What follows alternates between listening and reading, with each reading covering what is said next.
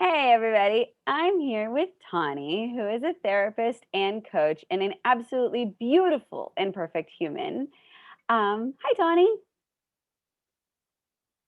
Hi, Jen. Can you tell us a little bit Good about who morning. you are? I know, good morning. Who you are and what you do and all the things about you that make you awesome? Whew, sure. I'm a therapist and coach, and I see clients in the San Francisco Bay Area in California for therapy. And also because of the pandemic, I see clients for therapy all over California. And I also do coaching, and I write, and I hang out with animals and outside as much as possible. But what I primarily focus on is really dismantling loveless conditioning, is how I like to think of it.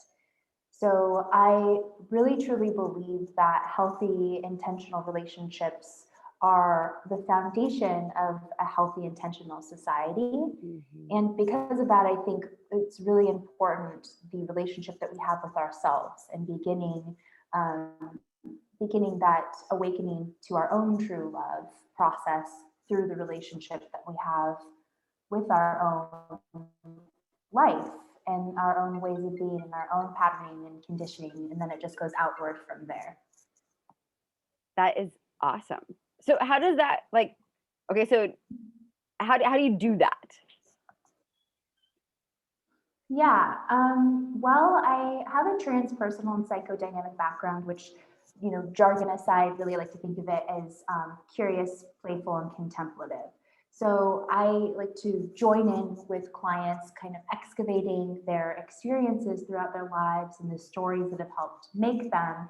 And so there's that kind of framework there, literally looking at the conditioning from your caretakers, from your parents, from your family systems, from your friends, from the outside world, and all of the systems that we're within, and deciding from there if it's something that feels authentic to their true self, or true self might have more of a religious connotation at times, but more true to the authentic person that they are, their soul, their soulfulness underneath the ways that the world has told them to be different. So really Yeah. kind of mapping it out. And then there's an emotional component that comes in too. And then a somatic component too. I like to use somatic experiencing with clients. Oh my God, what cool work. I imagine that's a lot Yeah, of I fun. love it. Yeah. It's really fun. It's really incredible. It's. I was thinking about it the other day, and I want to share it with you that it kind of seems like modern witchcraft in a way to be a therapist or to be holding space in this way, because it's like joining in and watching alchemy before you, and holding space for people to do their own excavation of their souls. Basically, is what it feels like. Oh my gosh, that is so Yeah. cool. I love that you do that with people. So is that what you do in the lab as well? Because you teach in the lab. So like what I teach classes in do the you lab. teach and do you do that in the lab also? So I teach two classes in the lab right now. One of the classes is deeper attachment styles, which attachment theory is our most research theory of human development that we have, which is incredible. It's so complex, it's so complicated. And so each week we talk about a different insecure or secure attachment and how to make steps towards becoming more secure in our relationships. So people will bring certain situations in to kind of workshop it or lab it, but there is a lot of content in that class just teaching. And then the second class that I've been teaching is, it originally started out as adult children of emotionally immature parents, but Mhm. now it's transitioning to emotional maturity, especially within family systems, but emotional maturity in general. So that class has become way more experiential with mindfulness, some guided meditation, art therapy, kind of diving more into experiences in the classes. Um, Sometimes more feeling like a workshop to see that transition. Okay. so the class is transitioning now more into emotional maturity within family systems and also the systems at large. And so we focus a lot on the relationship that we have with ourselves, yes, in that class, totally. So there's more mindfulness, there's more guided meditation, it's way more experiential. We bring in art therapy into it a bit, or just art and creativity in order to express what's happening maybe with the inner child. And the class looks different each week. So that's been really fun to behold that change. Yeah, kind of a smaller class at times, but more sharing, more depth from everyone. So the classes are structured a little bit different just naturally. Yeah. And I'm just really loving it. Really, really loving it. What a fun and what a like fun thing to dive into, because I do think there's so much, like, I think it's one thing to look at like where we came from, right? Which is super, super valid. But then there's also the like what we're living in and what we're struggling with and Yeah, what we're trying to figure out how to do better. And um I like that you kind of totally. tackle all sides of that in that Mhm. way of trying to figure out emotional maturity, um like from all angles of, like what it Mhm. looks like now, and also how to get better at it, because I think it is a thing that like we don't teach, in this society very much. Right, exactly. It's seen as a soft skill usually, and especially, Yeah. looking at conscious leadership, emotional maturity is so incredibly important, or I think it should be, not that it Mhm. necessarily is in leadership, right? So, I mean, I'm really grateful for mentors that I don't know personally, like Brene Brown, who's really bringing in Yeah. talks around vulnerability and shame and those emotions, feelings, inner realities, inner landscape that we don't generally talk about when we're thinking about a strong person. Yeah. Well, and I like Yeah. that she shows it too. Like if you watch Yeah. her doing her TED Talks, if you listen to her stuff, if you like, and I know Dr. Gabor Mate sort of does the same thing. Mm, Like you listen to him and he's like, well, so here's all these things about me that are imperfect, and here's what I've had to learn, and here's where I screwed it up when I was 40. And like in all these yeah. things that make them these very real humans, not these Yes. researchers on pedestals, which I think drive, at least for me personally, drives in the message in this other way of like, okay, not only is this what the research says and what you've seen in your practice, but here's what it actually looks like in a real live human who is also, going through the trials and tribulations of just being alive.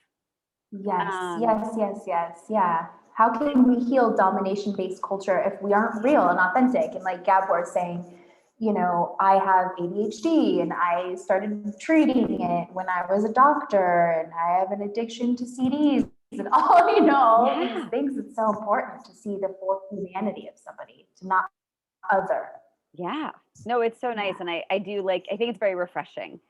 I think we've had way too long a culture, of Yeah. pedestals, and this idea of perfection, right? That like, here's my research and I'm going to stand behind this bubble of, and my life is great and everything is easy. Um, Yeah. and I like that now there's more nuance to those conversations. Me too. So what's your favorite part of teaching in lab? My favorite part is the group processing Mhm. together, um, or just actually the messages afterwards that I get sometimes on Facebook or Instagram, and about how the lab impacts them truly and how it's changed their lives. And I have felt that too, Mhm. yeah, you can't sit with somebody through and witness somebody's pain without being changed yourself. At least that's how I see it. No, I'm with you. Yeah. That's Yeah. cool. I like Mhm. that. And I Mhm. agree. It's one of the best parts. Like, I like that we have these beautiful relationships, um, that form in this group. It's really cool. Yeah, all over the world. Okay, so I keep calling this like the Mhm. bumper sticker question, and it's really not a bumper sticker question, but like, okay, like if there was one thing, like in all of your years of, um, experience and working with people, that you wish you could like tell people about themselves, or like, yeah, like your message to what you wish they knew, Yes. what would that There's be? There's two things. Can I say two things? Yeah, you can say as many as you want. You can have the car of bumper stickers. Okay, I can have an art car. You can have that Those are Civic amazing. covered head to toe. Okay, I'll stick to two. But the first thing that's really coming to mind is that nobody, no coach, no therapist, no psychologist, nobody on social media, no one else other than you has the answers for you. Yeah. And I think that's really important because sometimes we can all get in these cycles of looking outside of ourselves for answers and wanting other people to tell us our experiences or to learn something new. I know I'm always hungry for knowledge. It feels insatiable. But at the same time, it is in the settling, it's in the resting, it's in allowing the integration to unfold that we get to know ourselves deeper. And it does take people sometimes to hold space, but be open to teachers in unlikely spaces and not in the form of humans. I love that. Because we're all imperfect, we're all infallible, and I mean, we're all fallible, not infallible. That was a funny error. And I remember one of the biggest moments of my life was actually so random, just watching a sunset when I was on a trip. And it was just Julia Cameron, who wrote The Artist's Way, talks about spiritual chiropractic. And I think just being open for those moments where everything just kind of aligns and being open to it. Yeah. Being open to it in unlikely places. I love that. Yeah. All right. So what would be your other bumper sticker? Yeah, the other bumper sticker. The other bumper sticker is similar, but there's no magic pill and there's no magic potion. Yeah. And in this capitalistic culture that we live in, that's run by patriarchy and white supremacy and just domination at large, it can be really easy to fall into, okay, I want this quick, 8 weeks into shadow work, 8 weeks into healing my attachment. And I think it really bypasses our soul and our journeys here. And there's just no framework that's going to be able to fix you. And I know on my own journey, I thought that certain things like being vegan or being polyamorous or being non-monogamous or being super liberal was going to help heal me in some way. And when in reality, it takes diving underneath those labels and embracing the fullness of humanity and the fullness of the soul under the ego to really grow. Yeah. I like those. And I think it's the thing I hate about marketing, right? Is that like there is this like 8 weeks and then you will be, rich and happy and successful and madly in love forever and ever and ever more, and you'll also have abs of steel. And the reality is that like, no, like life is long and life is windy and it's just this constant, like, yes, those can be really great tools, but they're not, there is no pill, there is no magic potion, there's just different ways to like approach learning about yourself and your life. And I like how you said that. All right, so the official question is like, what are your top 3 books, movies, whatever? But of course, like everyone consumes different kinds of media, so within the realms of the kind of media you consume, what is your favorite, or what like made the biggest impact, or what do you recommend the most, or what touched you at a pivotal time, those kinds of things? That's such an incredible question, and it's such an incredible question too, because you could ask this and it could be different at different parts in your life, Right. And the first things that came to mind were all books. And so there was a show that I really like, but I'm forgetting the name of it, which oftentimes happens to me. But it was a rotoscope show on Amazon Prime about schizophrenia. I think it was called Unbound or something. So if anybody's watched it, yes.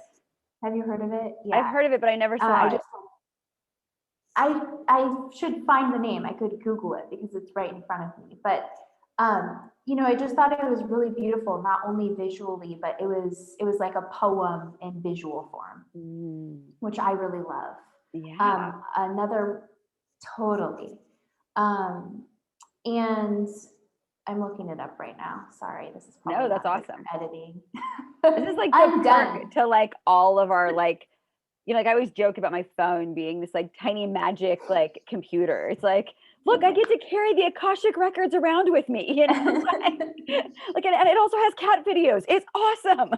It's super awesome. And I think we're all probably addicted. So Oh, well, there's yeah. that. I mean, like my conversations with my children about screen time in the last year have like just completely blown out the window because there's no like the lines between what is like a healthy amount versus an unhealthy amount versus what is Oh for my work God. versus what is for education versus what is for socialization. Like Yeah. it's just a mess. Yes, it's a mess for sure. Yes. Yeah. That show is called Undone. Undone. Okay. Very Undone. cool. It's wonderful. Um, and some of the books that have really been pivotal for in my own life, transformation wise, the first one that's coming to mind is Towards the Psychology of Awakening by John Wellwood, Mm. who was the director of my grad school, I believe, at one time, but he's passed. But he was a Buddhist psychologist, really bringing transpersonal psychology. I don't want to say mainstream, but he made it he popularized it in a certain way, just like Ken Wilber too. Did. But that book, I just can open it so many times, and there's always something really profound in there.